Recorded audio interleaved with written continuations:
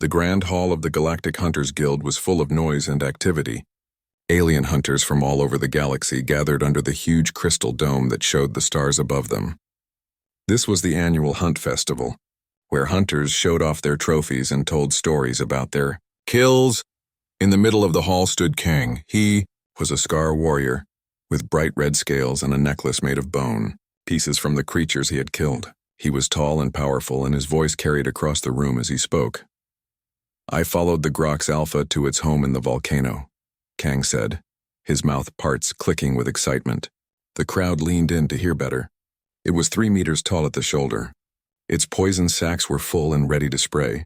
A collector would pay 60,000 credits for such a prize. Next to Kang stood his hunting friends. Duha was thin with 6 long arms. He worked with machines and computers. Han was large and covered in thick armor plates. He was from the Traz people, known for hunting criminals across the stars. Together with Kang, they were one of the most feared hunting teams in this part of space. Doha touched a small device on his wrist. A 3D image appeared in the air, showing a massive beast in its final moments of life. The other hunters made sounds of approval and respect. Han tapped a large dent in his chest armor that had been quickly fixed. "The beast almost killed Han," Kang continued. "It would have if I hadn't cut its nerve stem with my special knife." The hunters around them raised their drinks in a toast to Kang's skill. Then a new hunter stepped forward. Her name was Jiho, and she belonged to the Valurian species. Her skin looked like liquid silver, and she moved with the grace of a natural hunter. "Very good, Kang," she said in a smooth voice. She held up her own trophy case. Inside were 13 large stingers, each one as long as her arm. "I took these from the queen swarm beast in the Seti Nebula. 13 queens in one hunt. The entire family." Other hunters began to join in, each wanting to share their own hunting stories. Sun was an old Auroch hunter with tough, wrinkled skin. He showed everyone the fur of a jungle stalker that could change its body to match its surroundings, making it almost invisible. 3 weeks I tracked this beast," Sun said proudly. "It changed colors faster than the eye could see. But I was patient. I waited until it slept." Young Min, a hunter new to the guild but already making a name for himself, told of hunting ghost predators in the empty cities of the Krell people. "They hunt by sound alone," Min said. "I had to stand still for 2 days, not making a single noise. When it came close enough, I struck. As the night went on, the stories grew bigger. Each hunter claimed to have killed more dangerous beasts than the last. They compared how much money they had earned. They talked about their hunting methods, and they made sure everyone knew their rank in the guild. No one noticed the small figure watching from the shadows. A human sat alone in the corner, drinking slowly from a single cup. The human, Park, had been watching for hours. Park's face showed no emotion as the hunters bragged about their skills. Kang was now at the center of attention again. He placed something on the table with great care. It was the preserved head of a creature called a Nexu Terror. The beast had 4 eyes that seemed to still glow with anger even though it was dead. "The perfect hunter," Kang declared. "It took me 20 separate hunts to finally kill one. It has no natural enemies. It is the final product of evolution. A perfect killing machine." The other hunters looked at the trophy with respect and envy. Kang stood tall, enjoying his moment of glory. That was when Park finally stood up. The human's drink was still half full.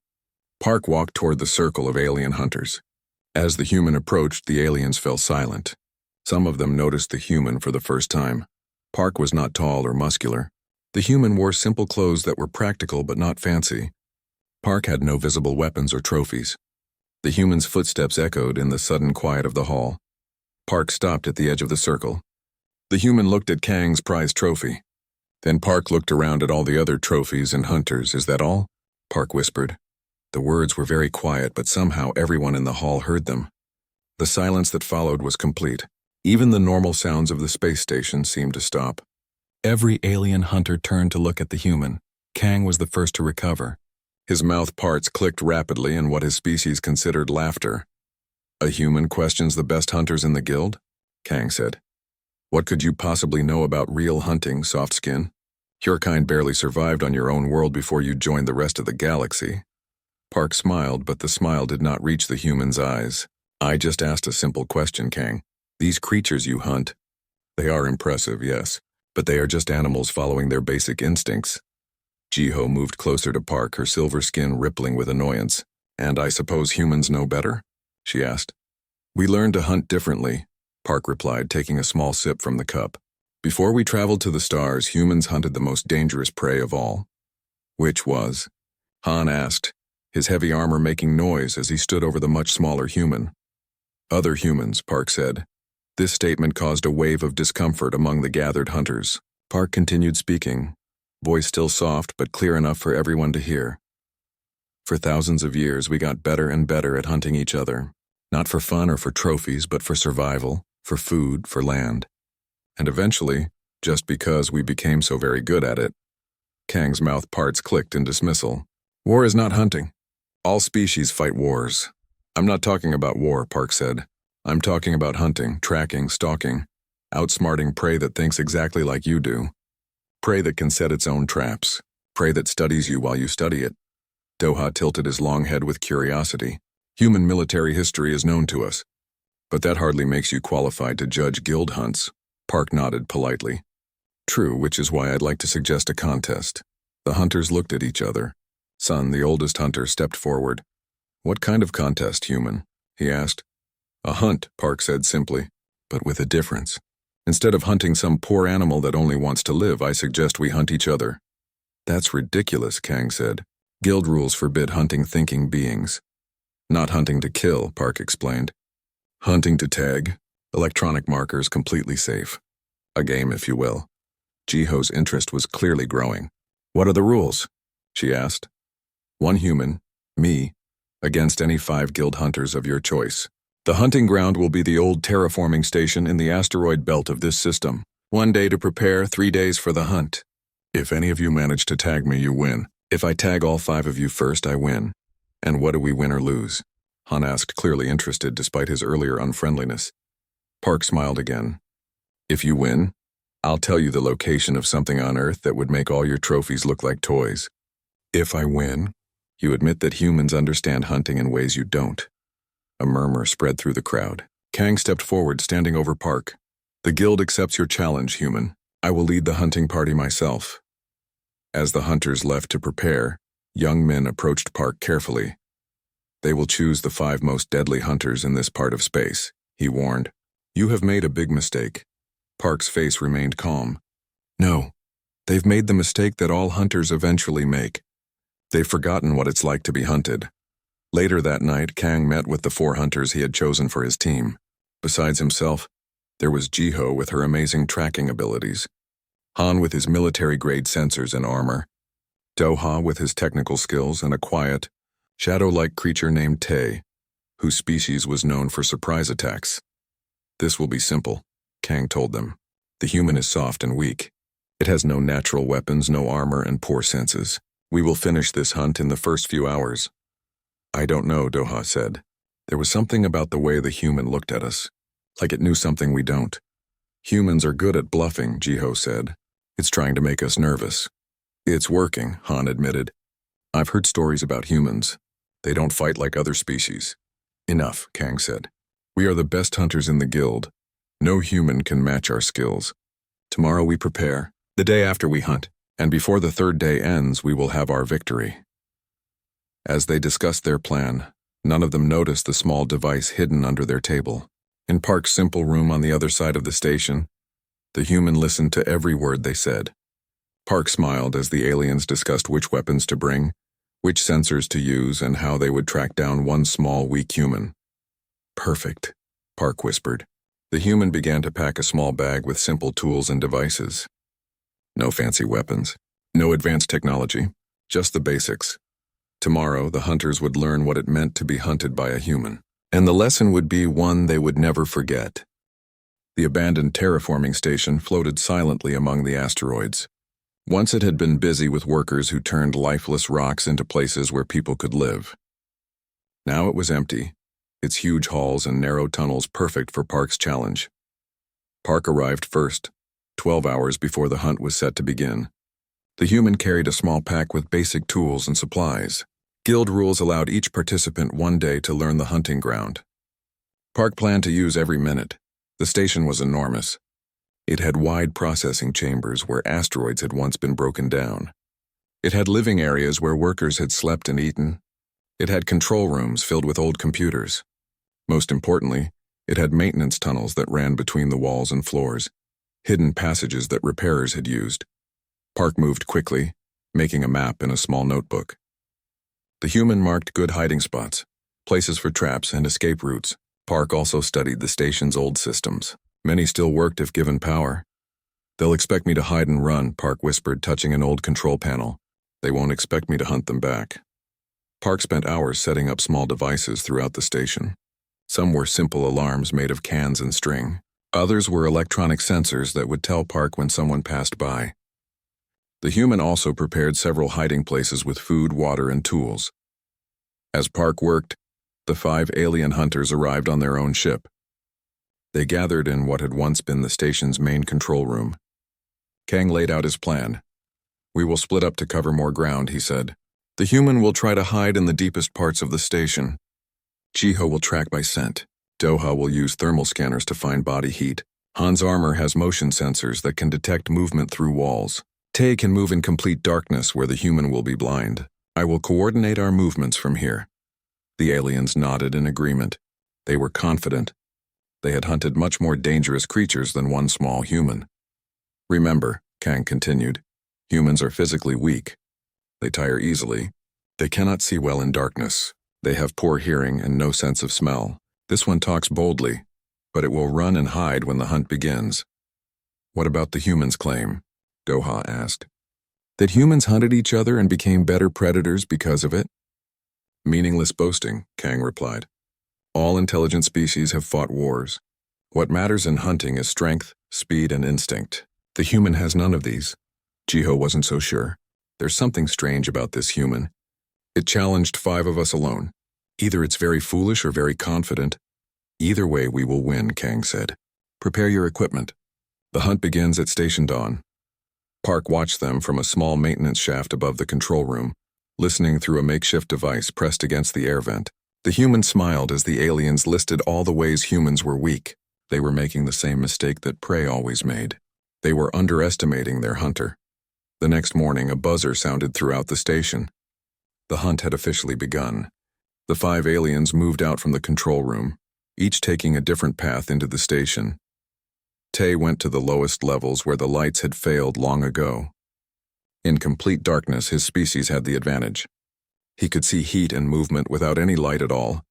Han headed for the living quarters, his heavy armor making metallic sounds as he walked. His helmet displayed information from multiple sensors, scanning for any sign of human presence. Jiho took the central corridors, her silver skin reflecting the emergency lights. She moved silently, stopping often to taste the air with her forked tongue, searching for the human's scent. Duha went to the processing chambers, carrying devices that could detect the smallest changes in temperature or air movement. His 6 arms allowed him to operate multiple scanners at once. Kang remained in the control room, watching old security monitors that Doha had repaired. They showed only some parts of the station, but it was better than nothing. He also kept in radio contact with the others. "Report if you find any sign of the human," he told them.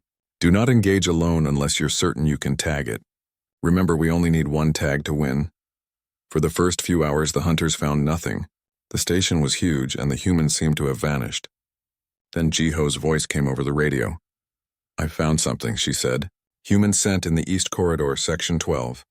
"It's fresh. I'm closest," Han replied. Moving to your position, Jiho followed the scent trail down a long hallway. It led to a small storage room. The door was partly open. "The human is hiding in here," she whispered into her radio. "I can smell it." "Wait for Han," Kang ordered, but Jiho was confident. She was faster and more agile than any human. She pushed the door open and entered the room, ready to tag her prey. The room was empty except for old crates and dust. Jiho's tongue flicked out, tasting the air. The human scent was strong, but there was no human. Then she noticed a small device on the floor. It was leaking a clear liquid. Jiho realized too late what it was, something containing human sweat, left as a false trail. The door slammed shut behind her. Jiho spun around and tried to open it, but it was locked from the outside. A small note had been pushed under the door. It read, "Predators follow their nose." "Humans set traps," Jiho hissed in anger and used her radio. It's a trap. The human left its scent as bait. I'm locked in a storage room in Section 12. Han changed direction, moving quickly toward Jiho's position. He rounded a corner and saw the storage room at the end of the hallway. As he approached, he noticed thin wires crossing the floor, almost invisible in the dim light. Primitive traps, he muttered. His armor could easily break such simple barriers. He stepped forward confidently. The wires weren't connected to physical traps. They were connected to the station's old electrical system. As Han broke the first wire, a surge of electricity shot through the metal floor panels. It wasn't enough to hurt him through his armor, but it was enough to temporarily disrupt his suit's systems. Han's display flickered and went dark. His sensors stopped working. The armor locked in place, leaving him frozen in the middle of the hallway. Han, what's happening? Kang's voice came through the radio. My armor's malfunctioning, Han said. Some kind of electrical trap. I can't move until the systems reset. While Han was stuck, a small figure dropped silently from an overhead vent. Park moved quickly, placing an electronic tag on Han's armor before disappearing down a side passage. I've been tagged, Han reported angrily when his systems came back online a minute later. The human was hiding above me. Impossible, Kang said. How did it know you would come this way? It didn't, Doha replied. It guided Jiho with the scent trap, knowing someone would come to help her. In the control room, Kang growled in frustration. One of his hunters was already tagged and another was trapped. This was not going according to plan. Tay, Doha, be extra cautious, he ordered. The human is using our own hunting methods against us. It's hurting us where it wants us to go. Tay didn't respond. The silent hunter was moving through the darkest parts of the station, where even the emergency lights had failed. Here he was the predator and the human was blind prey. His species could see heat signatures and had natural camouflage that made him nearly invisible. He paused when he heard a faint sound, something metal rolling across the floor ahead of him. Tay moved forward cautiously and found a small ball bearing. As he examined it, another one dropped somewhere to his left, then another to his right. The human was throwing them from somewhere in the darkness, trying to locate Tay by his reaction. It was a clever trick, but it wouldn't work. Tay remained perfectly still and silent. Then all the lights in the section suddenly turned on, blindingly bright. Tay hissed in pain as his sensitive eyes were overloaded. He closed his inner eyelids and tried to adjust, but it was too late. He felt something touch his back, the electronic tag. Tay has been tagged, Kang announced to the others when he saw the signal on his monitor. 2 hunters down in less than 6 hours. This is unacceptable. Doha was becoming nervous. He had stopped actively hunting and was now setting up scanning equipment in a defensible position. His 6 hands worked quickly, creating a perimeter of sensors that would alert him if anything approached. The human is using the station against us, Doha said over the radio. It must have studied the systems during the preparation day. It's still just a human, Kang said. It can't be everywhere at once. Jiho, have you escaped yet? Almost, Jiho replied. She was using a small laser tool to cut through the door lock.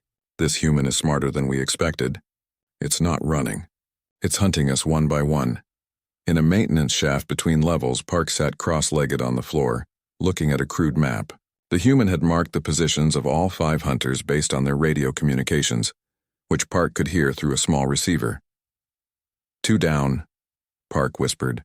Doha will be the hardest. He stopped moving and set up defenses. Kang won't leave the control room while things are going badly. Park studied the station schematics and smiled. There was more than one way to hunt. The return to the Hunters Guild was quiet.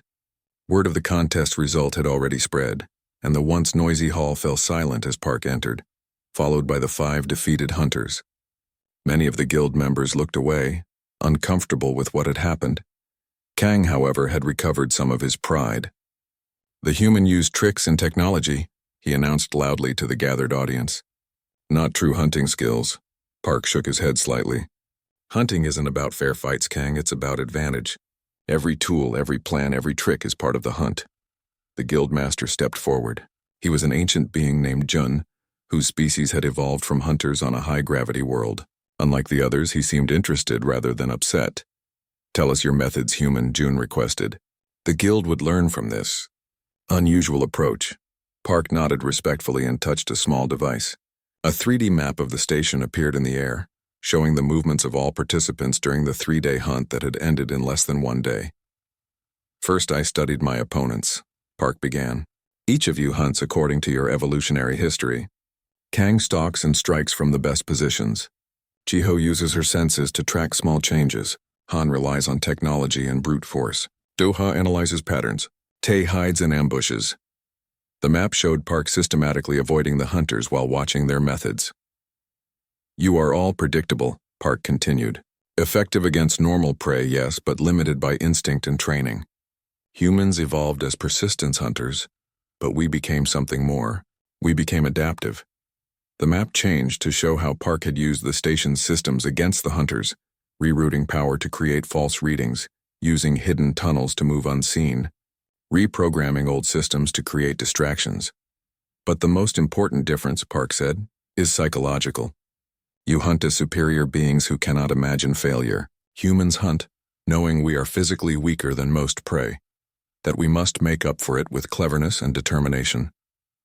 Jiho's silver scales flickered with reluctant interest. You're saying we failed because we were too confident? I'm saying you failed because you couldn't imagine losing, Park corrected.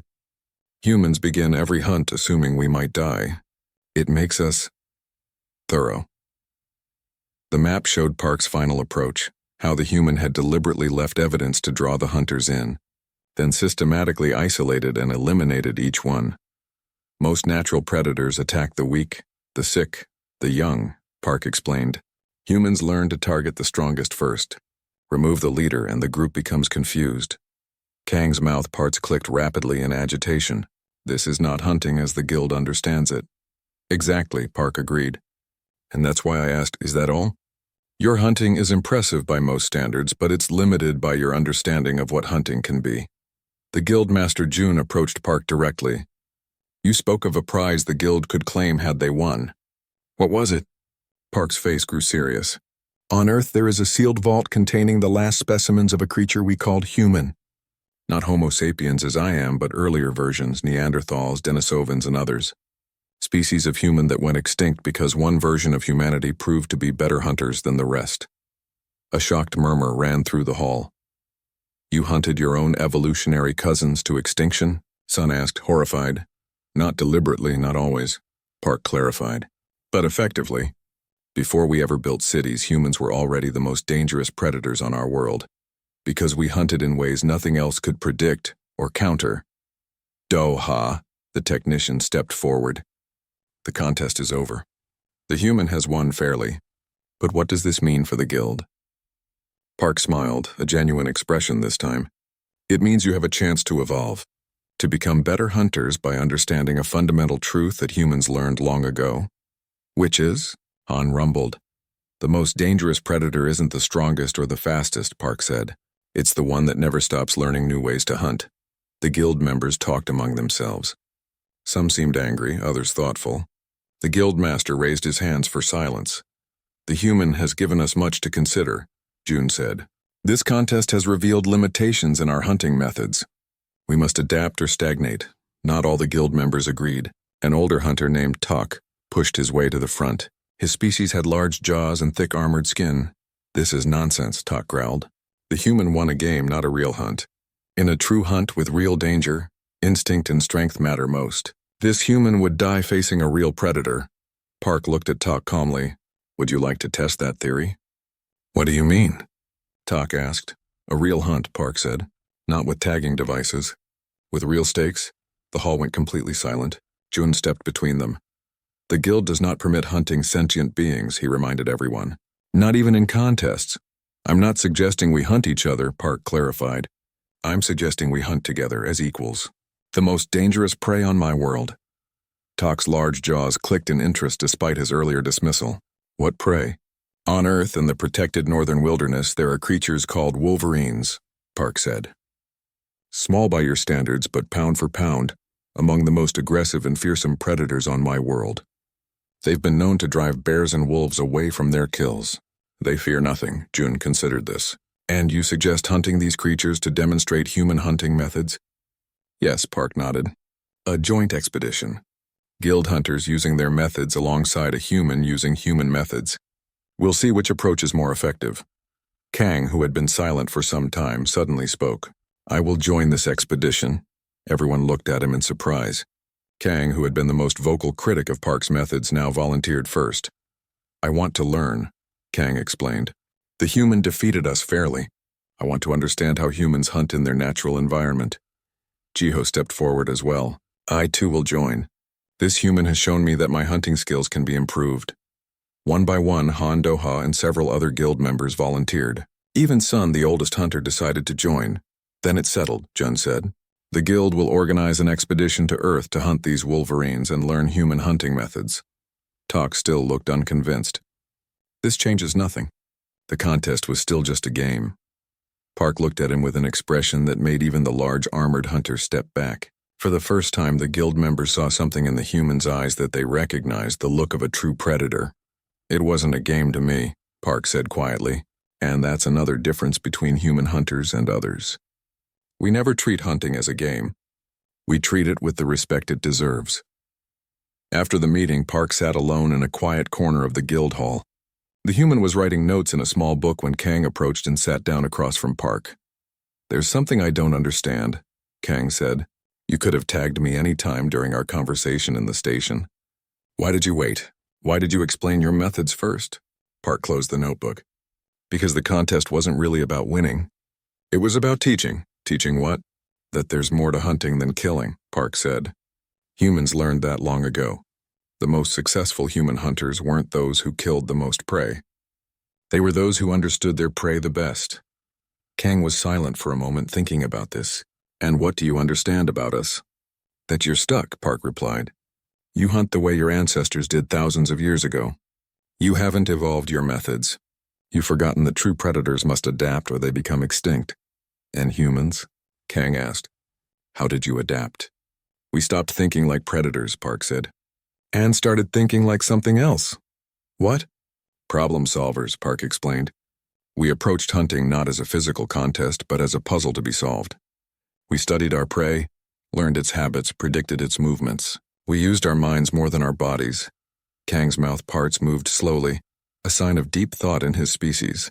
"And this is what you want to show us on Earth? This different way of hunting?" "Yes," Park nodded. "Because there's something else humans learned that made us the apex predators of our world." "What's that?" "We learned to hunt together," Park said.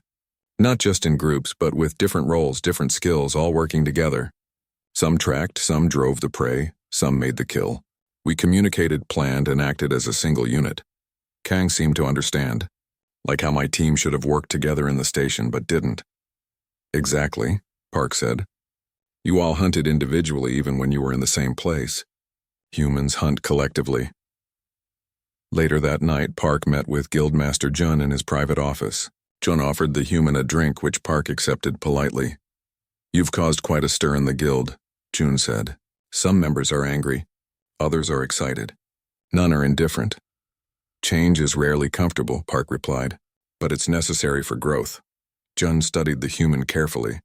"I've been watching you closely since you first entered our hall. You're not just any human, are you?" Park smiled slightly.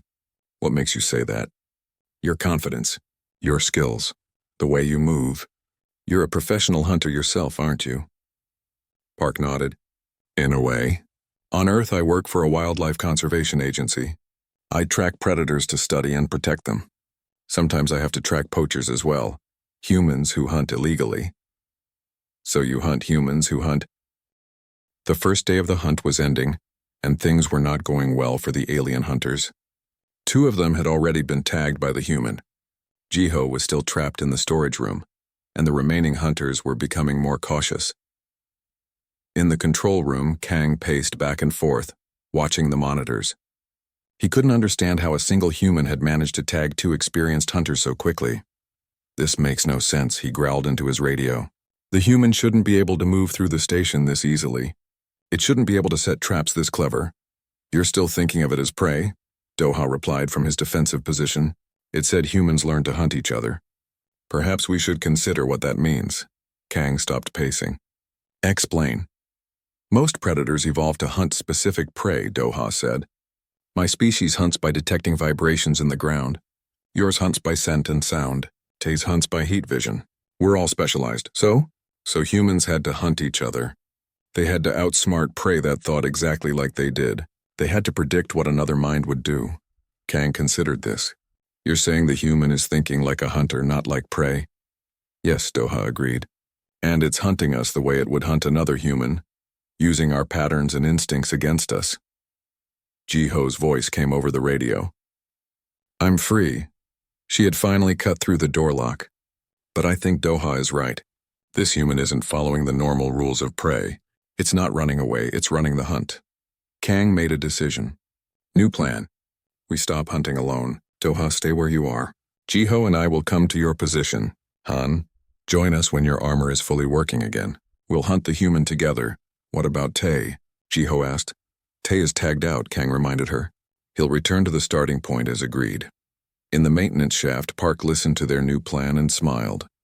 The aliens were adapting, but too slowly. They were still thinking like individual hunters, not like a team. Humans had learned long ago that the most effective hunting came from working together. Park crawled through the narrow tunnels until reaching a junction box for the station's communication system. The human connected a small device to the wires and began tapping on it. In the control room, one of the monitors suddenly changed. Instead of showing a hallway, it displayed a message. 2 down, 3 to go. Kang stared at the screen in shock. The human has hacked into our systems. The message changed. Predators hunt by instinct. Humans hunt by changing the rules. Kang smashed the monitor in anger. It's trying to make us afraid, trying to make us make mistakes. Meanwhile, Jiho was moving carefully toward Doha's position. She had learned her lesson about following obvious trails. She checked every corner and doorway for traps. As she passed a dark side corridor, she heard a sound like someone breathing. Jiho froze. Her species had excellent hearing, and she was sure someone was hiding in the darkness. I hear you, human, she called softly. Come out now and I'll make this quick. No response. Just another soft breath. Jiho moved toward the sound, her tagging device ready in her hand. The corridor was a dead end with several doors leading to small rooms. The breathing sound came from the last door on the right. Jiho approached carefully, checking for traps. She found none. The door was slightly open. Jiho pushed it all the way open with her foot and looked inside. The room was empty except for a small device on the floor. It was making the breathing sound, a recording. Jiho realized too late that she had fallen for another trap. She spun around to leave, but the human was already there, blocking the doorway. Park stood calmly, holding the electronic tagging device. Predators hear their prey, the human said quietly. Humans use that against them. Jiho hissed and lunged forward, trying to tag Park first. But the human was ready. Park stepped to the side and Jiho's momentum carried her past. Park reached out and placed the tag on Jiho's back as she went by. 3 down, Park said. 2 to go. Jiho stopped and turned around, her silver skin flashing with anger and embarrassment. How did you know I would come this way? I didn't, Park replied. I set up 12 of these traps throughout the station. I just waited for one of you to find one. Jiho stared at the human with new respect. You're not hunting the way we expected. That's the first lesson of human hunting, Park said. Never do what your prey expects. Then the human slipped away down the corridor, disappearing into the shadows. Jiho reported her tagging to Kang, who roared with frustration. 3 hunters down and the first day wasn't even over. Doha, stay where you are, Kang ordered. I'm coming to you. We'll make our final stand together. Doha sat in the center of his sensor array in a large processing chamber. His devices would alert him if anything approached from any direction. He felt safe, but also trapped. He wasn't used to being hunted. Hurry, Kang, he said into his radio. The human is moving faster than we expected. I'm on my way, Kang replied. Don't move. Don't take any risks. Doha checked his sensors again. Nothing was approaching. He was alone in the huge chamber with its massive machinery that once processed asteroids. Then he noticed something strange. The temperature in the chamber was rising slowly. At first he thought it was a sensor malfunction, but all his devices showed the same thing. The room was getting hotter. Doha realized what was happening. The human had activated the old processing machinery. When it had been used to break down asteroids, it had generated enormous heat. Now that heat was filling the chamber. It wasn't dangerous yet, but Doha's species was sensitive to temperature changes. If it got much hotter, he would have trouble thinking clearly. He called Kang on the radio. The human has turned on the processing equipment. The chamber is heating up. I need to move, Nos Kang said. That's what it wants. Stay where you are. I'm almost there. Duha hesitated. The heat was becoming uncomfortable, but his position was secure. If he left, he would be vulnerable. The temperature continued to rise. Doha's skin began to dry out, which was dangerous for his species. He needed moisture to survive. I have to move, he told Kang. I'll try to reach the corridor where you are. Be careful, Kang warned. The human might be waiting. Doha gathered his most important sensors and left the rest. He moved to the chamber door, checking for traps before opening it. The corridor beyond was cool and dark. Doha sighed with relief as he stepped out of the hot chamber. He turned toward the direction Kang would be coming from. He never saw Park. The human had been hiding above the door, clinging to a pipe on the ceiling. As Doha passed beneath, Park dropped silently behind him and placed the tag on his back. 4 down, Park said. 1 to go. Doha spun around, his 6 arms reaching out in surprise. But it was too late. The tag was already blinking on his back. How? Doha asked. My sensors should have detected you. They were looking for someone moving toward you, Park explained. Not someone waiting above you. Predators rarely look up. Doha's mouth parts clicked in what might have been respect. You've studied how we hunt. I've studied how all predators hunt, Park said, and how they can be hunted. Kang heard Doha report his tagging over the radio. Now Kang was alone, the last hunter left. All his team had been tagged in less than a day. The human had outmaneuvered them at every turn. Kang stopped in the corridor. His species were apex predators on their homeworld. They didn't know how to be prey. But Kang was smart. He realized he needed to change his approach. Human, he called out loudly. I know you can hear me. You've proven your point. You're a skilled hunter. Let's talk. There was no answer, but Kang was sure the human was listening. You set this whole thing up, Kang continued. You wanted to teach us a lesson. Well, I'm ready to learn. Show yourself. Park's voice came from somewhere in the darkness ahead. Why should I? I'm winning. Because the true test of hunting isn't just the kill, Kang said. It's understanding your prey. You want us to understand how humans hunt, so explain it to me face to face. There was a long silence. Then Park stepped out of a side passage, standing calmly a few meters from Kang. You're right, Park said. This isn't about winning a game. It's about understanding. Kang studied the human carefully. Park carried no visible weapons, just the tagging device. The human looked relaxed, not afraid to stand before a predator twice its size. So explain, Kang said. How did you hunt us so effectively? First, Park said, I studied you. All of you. I watched how you moved, how you talked about hunting. I learned your patterns before the hunt even began. You spied on us? Of course. Information is the first weapon of a human hunter. Second, I prepared the battlefield. I spent my preparation day learning the station completely and setting up multiple options for every situation. Kang nodded. This made sense. Third, Park continued, I used your strengths against you. Jiho's sense of smell, Tay's reliance on darkness, Han's trust in his technology, Doha's logical thinking, your confidence in what is my weakness, Kang asked. Park smiled. Your need to understand. Your curiosity.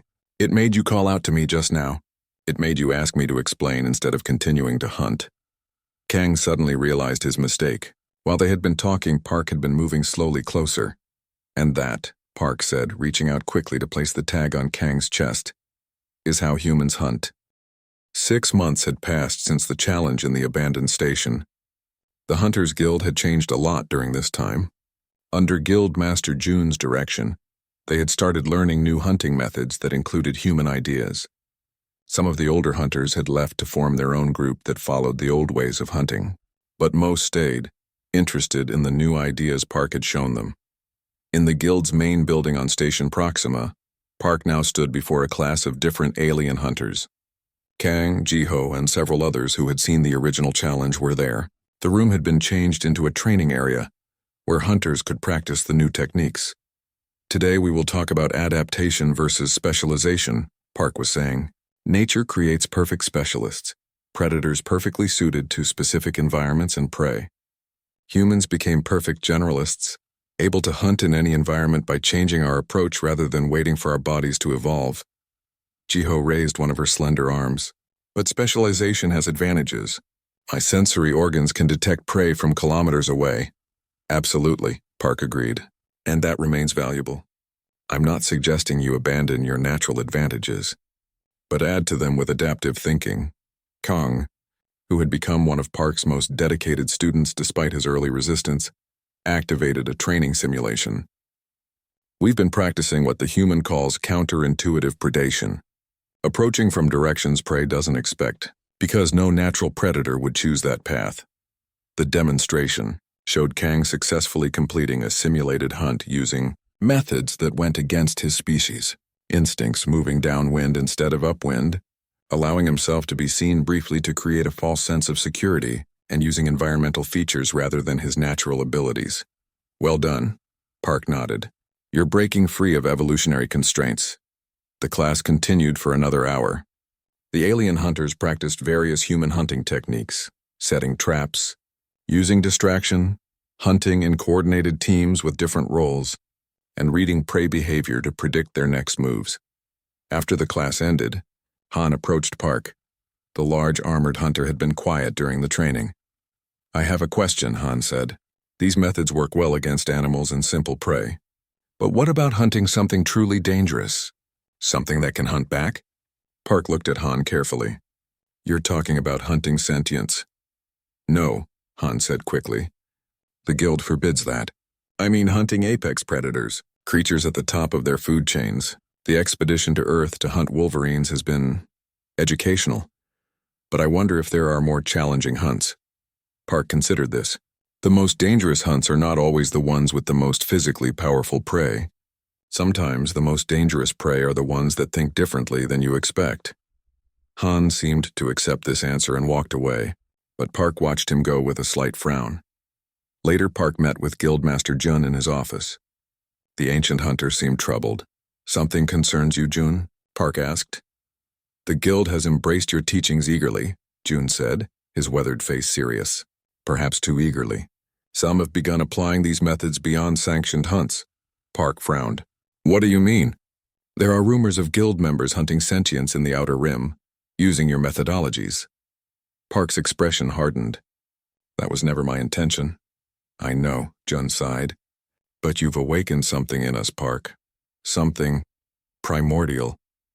The recognition that the ultimate challenge isn't hunting beasts, but hunting equals. I need to see these reports, Park said firmly. Jun handed over a data tablet. Park read through the information with growing concern. The reports described several incidents in the Outer Rim territories where local settlers had been stalked and hunted. The methods matched the techniques Park had been teaching. Do you know who's responsible? Park asked. We have suspicions, Jun replied. A group led by Talk has been operating independently. They call themselves the True Predators and reject guild oversight. They've taken your lessons about human hunting but missed the ethical component. Park stood up. I need to stop them. This isn't your responsibility, Jun said. Yes, it is, Park insisted. I taught them these methods. I need to make sure they're not misused. Later, in Park's quarters, Kang found the humans studying star charts of the Outer Rim territories. You're leaving, Kang observed. Yes, Park confirmed. There are hunters misusing what I've taught. I need to stop them. Kang's mouth parts clicked thoughtfully. You're going to hunt the hunters, if necessary. Then I will come with you, Kang declared. As will Jiho and Han. We've learned much from you, but there is more to learn. Park studied the alien hunter who had once been an adversary and was now something closer to a friend. This won't be a training exercise, Kang. These rogue hunters have crossed a line that must not be crossed. Precisely why we should come, Kang insisted. The guild must police its own. Besides, he added, his mouth parts forming the closest his species could come to a smile. I wish to see what happens when the greatest human hunter becomes the hunter of hunters. Park nodded slowly. Very well. But remember what I taught you about humans and hunting. That humans are the most dangerous predators in the galaxy? No, Park corrected. That we're the most dangerous because we understand what it means to be prey. We hunt with empathy, Kang. We hunt knowing the fear and pain our prey feels because we've felt it ourselves. Without that understanding, hunting becomes mere killing. Kang considered this, and these rogue hunters lack this Empathy? Yes, Park said grimly, studying the star chart where several worlds had been marked, which is why they won't expect what's coming for them. The next day, Park, Kang, Jiho, and Han prepared their ship for departure. Toha joined them at the last minute. You'll need a technical expert, he said, his 6 arms carrying various devices and tools. And I want to see these hunting methods applied in a real situation. Park welcomed him aboard. The 5 of them, 1 human and 4 alien hunters, would make a formidable team. Each had their own natural hunting abilities, and now they all understood human hunting methods as well. As they were finishing their preparations, Guildmaster Jun arrived to see them off. Be careful, Jun warned. Tak and his followers are dangerous. They've embraced the predator mindset without the restraint that makes hunting an art rather than simple violence. We'll be careful, Park promised. One more thing, Jun said, handing Park a small emblem. The Guild Council met this morning. We've created a new position, Ethics Master. We want you to be the first. Park looked surprised. Me? But I'm not even a guild member. You are now, Jun said. If you accept. Park looked at the emblem, then at the alien hunters who had become colleagues and friends. I accept. But first we need to deal with these rogue hunters. Their ship departed Station Proxima later that day, heading for the lawless frontiers of the Outer Rim. As they traveled, Park outlined the plan. We're not going to confront them directly, Park explained. That's what they'll expect. Instead, we're going to use their expectations against them. How?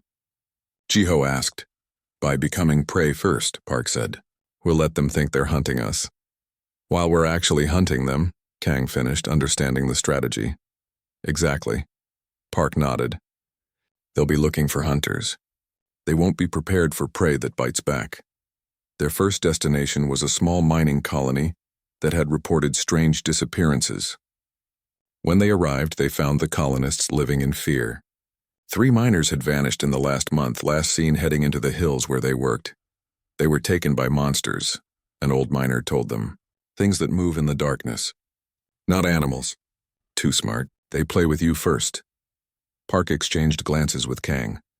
Tak's group is treating the colonists like game animals. What's our approach? Han asked, his armor gleaming in the colony's artificial light. I'll go into the hills alone, Park said. As bait.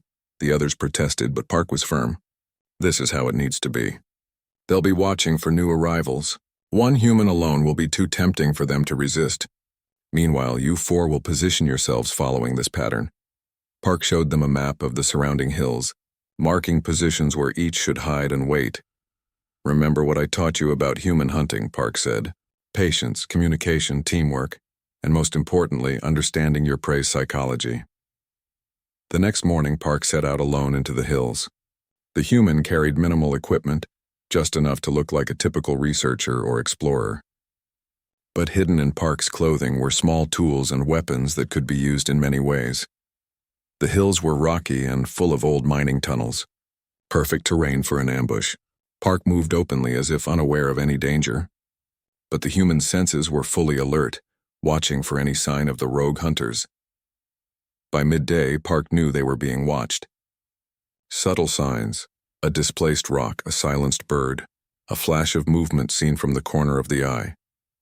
The rogue hunters were stalking their prey.